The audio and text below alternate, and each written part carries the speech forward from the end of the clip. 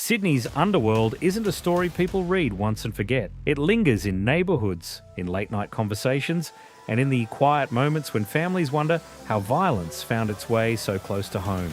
For nearly 25 years, one network shaped that fear. A group known to police as the Last Hour. Born from fractured Assyrian street crews in the southwest, it evolved into something far more organised, tied to shootings in the rocks, the Babylon Cafe tragedy, and a chain of crimes that unsettled entire suburbs. This wasn't just about street disputes, it was about a network that grew in the shadows, learned to adapt, and left a mark that still echoes through Sydney today. But to understand how it all began and how it still influences the city, we have to return to the night that changed everything. Like the video, subscribe to the channel, and let's begin. It was just after midnight on the 18th of April, 1997, the kind of quiet hour when Fairfield streets feel almost empty. But behind the Cambridge Tavern, something far from ordinary unfolded. Off-duty Constable David Carty, only 25, stepped into the car park after a simple night out with colleagues. Nothing out of place, nothing unusual. But an argument earlier in the evening hadn't been forgotten, and it followed him out into the dark. As Carty walked toward his car, a group approached. It happened fast. He was stabbed, knocked to the ground, and then kicked as he lay there. It wasn't confusion or a sudden scuffle. It was deliberate, a targeted attack that left a young officer with no chance to defend himself. The impact was immediate. 5 people were charged, and the court battles that followed stretched on for years. Appeals, disputes, parole hearings, all reopening the wounds again and again. One of the central offenders, Dawood Odishu, later known as Gilbert Adam, received a long sentence. He died in custody in April 2024, almost exactly 27 years after that night. Others received shorter sentences that sparked frustration among police and the community. But the real repercussions reached far beyond the courtroom. The crew linked to the killing, often referred to at the time as the Assyrian Kings, didn't survive the pressure. Under scrutiny, suspicion, and fear, the old group fractured. And in that vacuum, something more organised began to take shape. From those splintered pieces emerged a tighter, more controlled network. A group less public, more structured, and more willing to use violence as a tool. The group that would later be known as the Last Hour. That night in Fairfield didn't just mark the end of an officer's life, it marked the beginning of a new era in Sydney's southwest.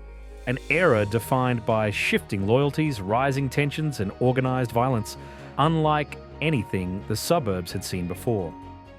Just after midnight on December 12, 2002, the neon glow outside the Sefton Playhouse lit up a scene that would stay etched into Sydney's memory.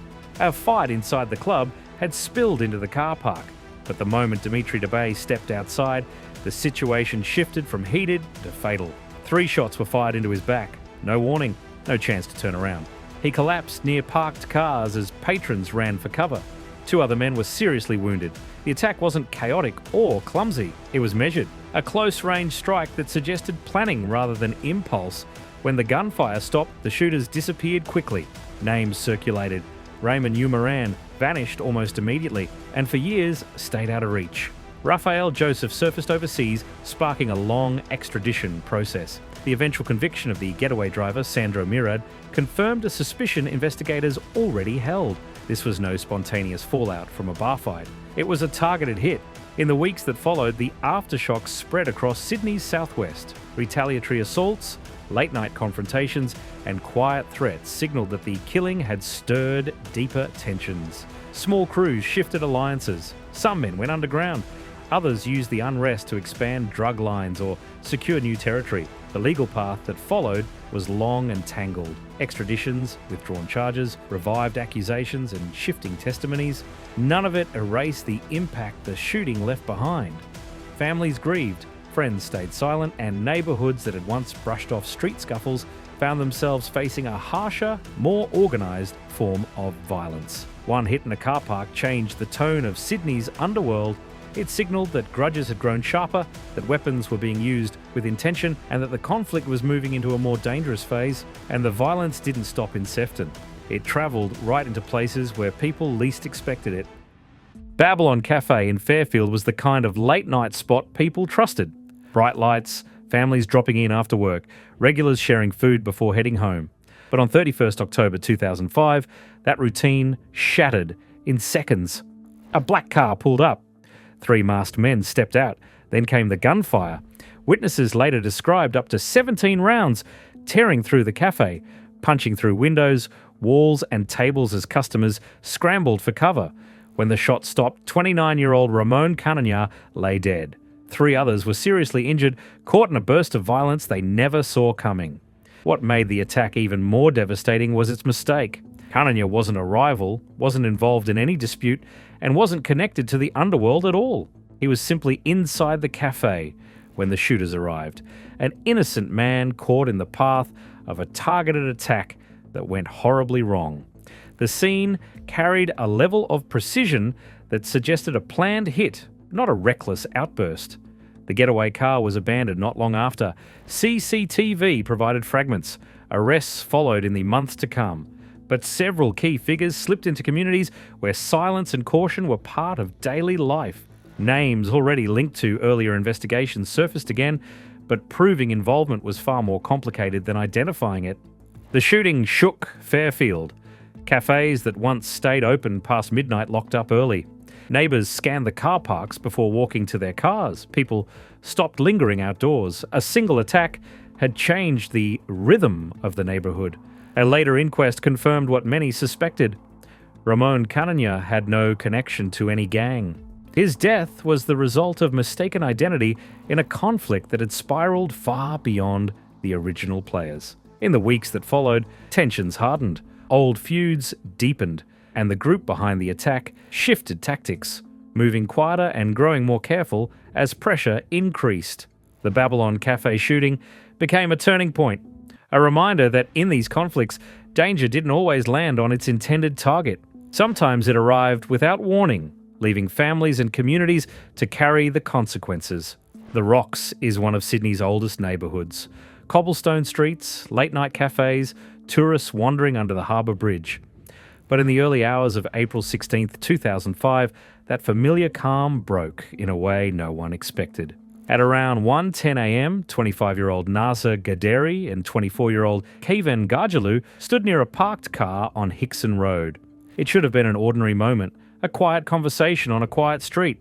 Instead, 2 vehicles, a BMW and a Volkswagen, rolled up beside them. Within seconds, more than 10 shots cracked through the stillness. Both men were hit multiple times and died almost instantly. The attack was quick, direct, and left little room for escape. What followed didn't offer easy answers. Investigators found no evidence suggesting the pair were major figures in organised crime. Instead, the trail led back to a Persian New Year's party held weeks earlier, where Gaderi had been punched during a brief brawl. It was a small incident on its surface, but investigators later learned it had deeply offended men with connections to Sydney's Assyrian criminal networks. Witness accounts brought a chilling detail to light. Just before the shots were fired, one of the attackers allegedly asked, "Are you the boys from the Persian party?" That single question shifted the case from mystery to motive, suggesting the ambush was retaliation rooted in wounded pride and escalating tensions. But even with clear leads, the investigation hit walls. One man of interest, Ahmed Al-Fadli, boarded a flight to Kuwait just days after the killings and never returned. Attempts to bring him back stalled without the evidence needed for an extradition. With no arrests and no definitive breakthroughs, the case was eventually handed to the Unsolved Homicide Unit, where it still sits, open but frozen in time. What made this double killing so unsettling wasn't only the violence, it was where it happened. Not in a hidden laneway or an industrial backstreet, but in one of the city's most visited precincts. A place families walk through every day. For many, the message was unnerving. In Sydney's underworld, retribution doesn't wait for a dark alley. It can arrive anywhere, even beneath the glow of the harbour bridge. Just before sunrise on the 23rd of September 2013, southwest Sydney felt a shift. Streets were still dark, families were still asleep, but more than 300 officers were already moving into position. In one coordinated sweep, police executed 22 search warrants across suburbs long watched from a distance: Green Valley, Hinchinbrook, Edensor Park, and the pockets of Fairfield, where the network's influence had quietly spread for years. By mid-morning, 15 people had been arrested. What investigators found inside those homes and garages revealed how far things had grown. There were 8 kilograms of cannabis packaged and ready for distribution. A pill press capable of producing tablets on an industrial scale. Stacks of cash, some hidden in safes, others buried in everyday clutter. And parked alongside family sedans were luxury toys, a Lotus sports car, jet skis, and a boat. The kind of items that didn't match regular paychecks, but made perfect sense in a world built on illicit profit. Mixed in were weapons and replica firearms, tools meant to intimidate rivals or enforce debts. The operation had a name, Strike Force Eveson. Detectives had been tracing phone records, following cash movements, and tracking the network's hierarchy for years. This wasn't a lucky break. It was the long-awaited moment when quiet surveillance turned into open action. Each raid connected to a larger map investigators had been building: drug routes, couriers, meeting spots, and the figures who acted as the network's operational backbone. Nearly 30 charges were filed in the aftermath, ranging from drug supply to participation in a criminal group. And the pressure didn't stop with one morning's arrests. In 2014, police hit more properties tied to earlier investigations, including those linked to a 2012 seizure of around 10 firearms that had exposed how deeply the gang had dipped into illegal weapons. But tearing down an organisation never happens neatly. Removing prominent members didn't erase the network's influence, it scattered it. Smaller groups branched off, new suppliers stepped in. The operation's size shrank, but the trade continued. Quieter, more cautious, and harder to track. The 2013 Dragnet showed the public just how big the network had become. It was a blow, but not a full stop, because in Sydney's underworld, cutting down a structure doesn't end the story. It only shifts the ground under it. By 2016, the tensions between the Last Hour and the breakaway True Kings were no longer quiet disputes traded in back rooms. They had shifted into open conflict across Sydney's southwest.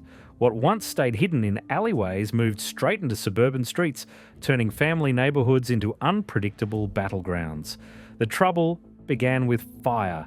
In Edenser Park, a normally calm street woke to flames when 2 cars were deliberately torched outside a home.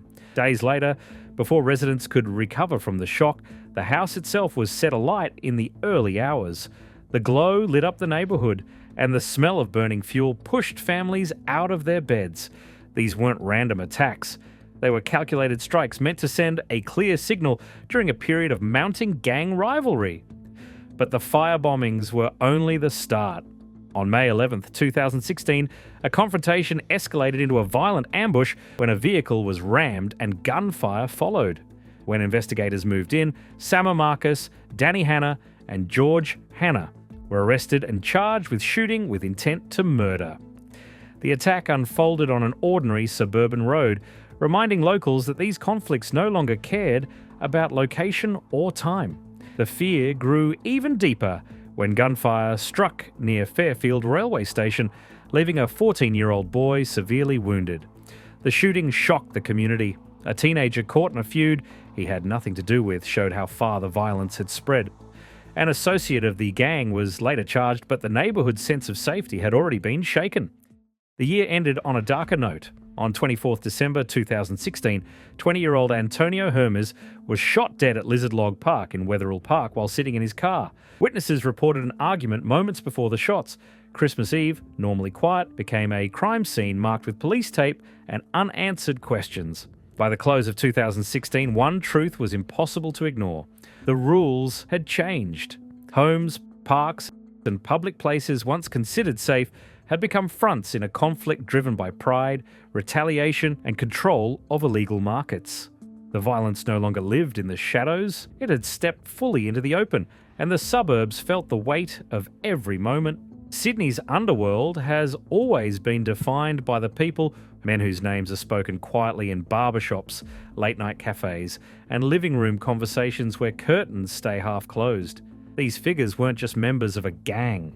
They were the gears that kept a fractured network turning, even as it rose, splintered, and reformed across 2 decades.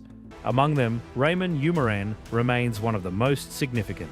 After disappearing in the aftermath of the Sefton Playhouse killing, he managed to stay hidden for years.